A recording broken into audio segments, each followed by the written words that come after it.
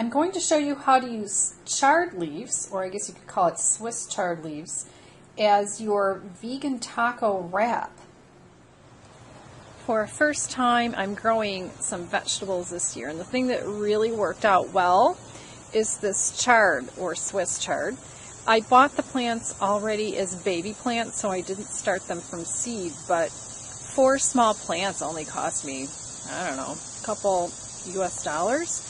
And I water them every morning when it doesn't rain the day before, and they're in various stages of growth. But one of the things I use the leaves for is for my vegan taco shells instead of a taco shell. In my video on this channel on how to make vegan tacos, I used a romaine lettuce leaf, but these are good too.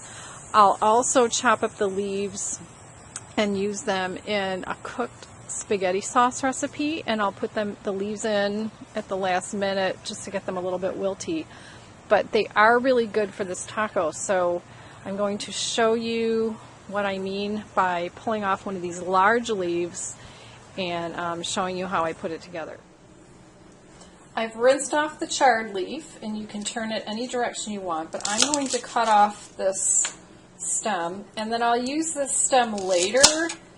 What I did before, I was making some spaghetti sauce, and I chopped the stems up that I had saved and sauteed them with onion before doing the rest of the recipe.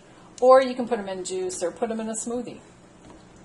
So now I have this long leaf, and if it's extra long, I'll cut the leaf in half because it's just easier to make 2 smaller ones sometimes, depending on the size of the leaf. So, and check out my other video that shows you how to make the taco quote-unquote meat, which is actually made from walnuts.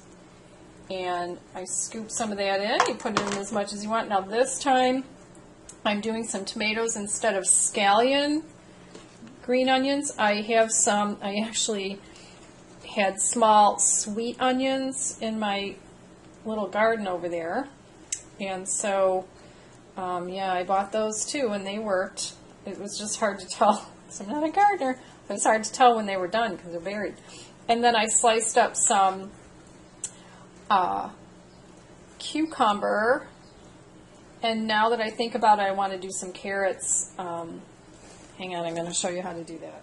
All right, I'm back. So those of you who are new to cooking might not know all about this, but those of you who are not new to cooking will already know.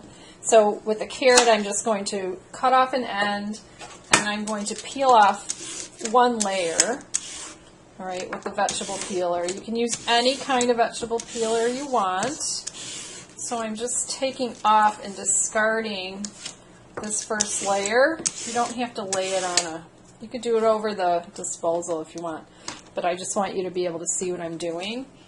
And then just use the vegetable peeler to peel off some nice pieces of carrot.